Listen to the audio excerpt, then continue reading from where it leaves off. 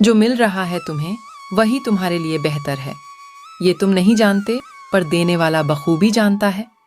आपने भी देखा या फिर महसूस किया होगा कि आपके आसपास धर्म, कर्म और पूजा पाठ में लीन रहने वाले लोगों की जिंदगी खुशहाल नहीं होती। जीतने की दुष्ट और अधर्मी लोगों की होती है। और ये सब देखकर आपके मन में भी कभी ना कभी ये सवाल जरूर उठा होगा कि आखिर अच्छे लोगों के साथ बुरा क्यों होता है। परंतु आज के अधिकतर जनमानस इस रहस्य के बारे में नहीं जानते, जिसका सबसे बड़ा कारण है कि वे धर्म ग्रंथों को सही से पढ़ते नहीं या फिर उसमें लिखी बातों पर विश्वास नहीं करते। आज की उस वीडियो में हम आपको बताएंगे कि आखिर अच्छे लोगों के साथ हमेशा बुरा ही क्यों होता है, जिसका वर्णन भागवत गीता में भगवान कृष्ण विस्तार से किया है। तो चलिए बिना किसी देरी के आज की ये वीडियो शुरू करते हैं। भागवत गीता एक ऐसा धर्म ग्रंथ है जिसमें मनुष्य के मन में उठने वाले हर प्रश्न का हल विस्तार से बताया गया है। भागवत गीता में वर्णित कथा के अनुसार अर्जुन के मन में जब भी कोई दुविधा उत्पन्न होती थी, वो उसके समाधान के लिए श्री कृष्ण के पास पहुंच जाते थे। एक दिन की बात है, अर्जुन भगवान श्री कृष्ण के पास आए और उनसे बोले, हे वासुदेव, मुझे एक दुविधा ने घेर रखा है और इसका समाधान आप ही बता सकते हैं। तब श्री कृष्ण ने अर्जुन से कहा, हे धनंजय, अपने मन की दुविधा विस्तार से बताओ, तब मैं तुम्हें उसका हल बताऊंगा। तब अर्जुन बोले, हे नारायण, कृपया कर मुझे ये बताइए कि अच्छे लोगों के साथ हमेशा बुरा ही क्यों होता है, जबकि बुरे लोग हमेशा खुशहाल दिखते हैं। अर्जुन के मुख से ऐसी बातें सुनकर श्री कृष्ण मुस्कुराते हुए बोले, ए पार्थ, मनुष्य जैसा देखता है या फिर महसूस करता है, वास्तव में वैसा कुछ नहीं होता, बल्कि अज्ञानतावश मैं सच्चाई को समझ नहीं पाता। श्री कृष्ण की बातें सुनकर अर्जुन हैरान हो गए और बोले, हे नारायण, आप क्या कहना चाहते हैं? मेरी समझ में नहीं आया। तब श्री कृष्ण बोले, अब मैं तुम्हें कथा सुनाता हूं, जिसे जानने के बाद तुम समझ जाओगे।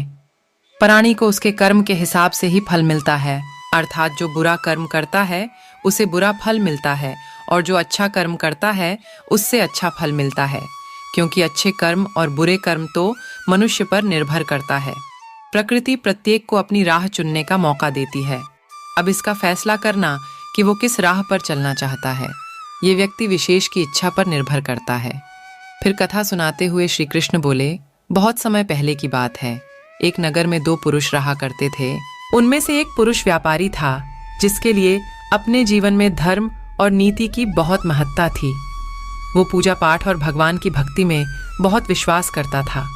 चाहे कुछ भी हो जाए, वो रोज मंदिर जाना नहीं भूलता, ना ही दान धर्म के कार्य में किसी प्रकार की कमी रखता था। कुछ भी हो जाए, वह नृत्य, भगवान की पूजा अर्चना किया करता था।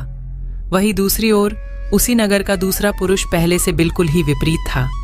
वो प्रतिदिन मंदिर तो जाया करता था, परंतु पूजा पाठ के उद्देश्य से नहीं, बल्कि मंदिर के बाहर से चप्पल और धन चुराने के लिए उसे दान, धर्म, न्याय, नीति किसी से कुछ लेना देना नहीं था। इतना ही कि वह मंदिर जाकर वहां चोरी किया करता था। इसी तरह समय बीतता गया और एक दिन उस नगर में जोर की बारिश हो रही थी, जिसकी वजह से उस दिन नगर के मंदिर में पंडित के अलावा कोई नहीं था। ये बात जब दूसरे पुरुष को पता चली तो उसके मन में ख्याल आया, अभी सही मौका है मंदिर के धन को चुराने का, और वो बारिश में ही मंदिर पहुंच गया। मंदिर पहुंचकर उस व्यक्ति ने पंडित से नजर बचाते हुए मंदिर में मौजूद सारे धनो जेवरात चुरा लिए और बड़ी प्रसन्नता से वहां से निकल गया। उसी समय धर्म कर्म में विश्वास करने वाला व्यापारी भी मंदिर पहुंचा और भगवान के दर्शन किए, परंतु दुर्भाग्य से मंदिर का पुजारी उस भले व्यापारी को ही चोर समझ बैठा और शोर मचाने लगा। शोर सुनकर मंदिर में लोगों की भीड़ जमा हो गई और सभी लोग उस भले व्यापारी को ही चोर समझ बैठे और उसे अपमानित करने लगे। यह देखकर वह भला व्यक्ति हैरान हो गया और उसे समझ नहीं आ रहा था कि उसके साथ क्या हो रहा है। फिर वह किसी तरह लोगों से बचता हुआ उस मंदिर से निकल गया, लेकिन दुर्भाग्य ने उसका साथ वहां भी नहीं छोड़ा। मंदिर से बाहर निकलते ही वह एक गाड़ी से टकरा गया और घायल हो गया। फिर वह व्यापारी लंगड़ाते हुए घर को जाने लगा। तभी रास्ते में उसकी मुलाकात उस दुष्ट व्यक्ति से हुई जिसने मंदिर का धन चोरी किया था। वह झूमता नाचता हुआ और जोर जोर से बोलते हुए जा रहा था कि आज तो मेरी किस्मत ही चमक गई। एक साथ वो भी इतना सारा धन मिल गया। जब व्यापारी ने उस दुष्ट आदमी की ये बातें सुनी तो उसे बहुत हैरानी हुई और क्रोधित हो उसने अपने घर जाते ही भगवान की सारी फोटो निकालकर फेंक दी और भगवान से नाराज होते हुए अपना जीवन व्यतीत करने लगा।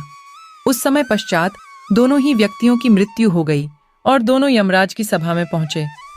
उस व्यापारी ने अपने बगल में उस दुष्ट व्यक्ति को खड़ा देख क्रोधित स्वर में यमराज से पूछ ही लिया कि मैं तो हमेशा अच्छे कर्म करता था, पूजा पाठ दान धर्म में विश्वास रखता था, जिसके बदले मुझे जीवन भर सिर्फ अपमान और दर्द ही मिला, और इस अधर्म करने वाले पापी व्यक्ति को नोटों से भरी पोटली आखिर क्यों? इस पर ही हमराज ने उस व्यापारी को बताया कि पुत्र तुम गलत सोच रहे हो। जिस दिन तुम्हें गाड़ी से टक्कर लगी थी वास्तव में उस दिन तुम्हारे जीवन का आखिरी दिन था, परंतु तुम्हारे किए गए अच्छे कर्मों के कारण ही तुम्हारी मृत्यु एक छोटी सी चोट में परिवर्तित है। तुम इस दुष्ट व्यक्ति के बारे में जानना चाहते हो। दरअसल इसके भाग्य में राजयोग था, मगर इसके कुकर्मों और अधर्म की वजह से वो सिर्फ एक छोटी सी धन की पोटली में बदल गया। कथा सुनाने के बाद श्री कृष्ण अर्जुन से कहते हैं, पार्थ, क्या अब तुम्हें तुम्हारे सवाल का जवाब मिल गया? ऐसा सोचना कि भगवान तुम्हारे कर्मों को नजरअंदाज कर रहे हैं, ये बिल्कुल भी सत्य नहीं है। भगवान हमें कब क्या किस रूप में दे रहा है मनुष्य को समझ में नहीं आता है, मगर आप अच्छे कर्म करते रहें तो भगवान की कृपा हमेशा बनी रहती है। इसलिए अपने अच्छे कर्मों को बदलना नहीं चाहिए, क्योंकि उसका फल हमें इसी जीवन में मिलता है। इसलिए मनुष्य का फर्ज है कि वो हमेशा अच्छे कर्म करते रहें, क्योंकि श्री कृष्ण ने गीता में भी बताया है कि किसी के द्वारा किया गया कर्म बेकार नहीं जाता है, चाहे वो अच्छा हो या बुरा। तो दोस्तों मिलते हैं एक नेक्स्ट वीडियो के साथ, तब तक के लिए अपना ख्याल रखिएगा। जय श्री कृष्णा।